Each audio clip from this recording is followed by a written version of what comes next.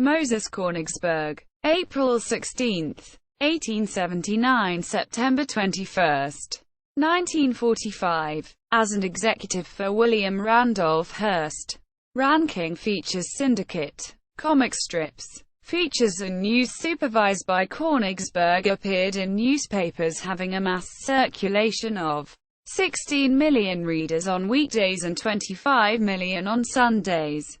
He was born in New Orleans, Louisiana, and his career began at the age of 9 when he published a monthly newspaper, The Amateur. When he was 13, he won $100 in a Chamber of Commerce essay competition and began reporting for the San Antonio Times.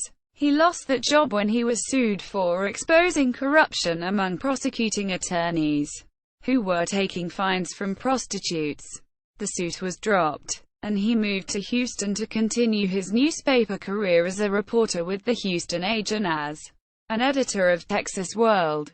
Relocating in New Orleans, he signed on as a reporter for the New Orleans item. Back in San Antonio, he launched the Evening Star in 1892.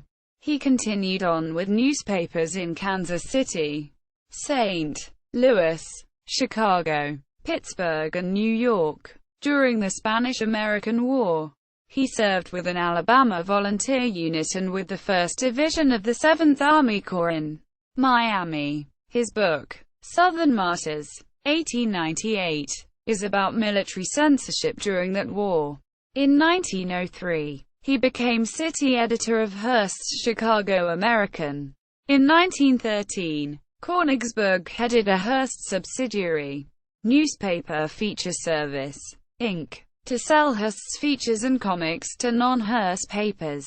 King Features Syndicate. In 1915, King Features Syndicate was launched when Koenigsberg consolidated all of Hearst's syndication enterprises under one banner and gave it his own name, Koenig equals King. By 1928, Koenigsberg was the president of International News Service, Universal Service, King Features Syndicate, Premier Syndicate and vice president of Newspaper Feature Service, all owned by Hearst. For 9 years, Koenigsberg also staged the King Features Syndicate's Larks, elaborate annual Friars Club dinner parties with a 6-hour theatrical involving Broadway luminaries. The total expense of each show ran from $14,000 to $25,000.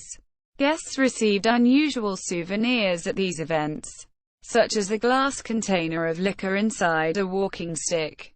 In 1941, Frederick A. Stokes co-published Koenigsberg's memoirs, King News, an autobiography. Koenigsberg was 67 when he died in New York of a heart attack at his home at 160 Riverside Drive. Wikipedia.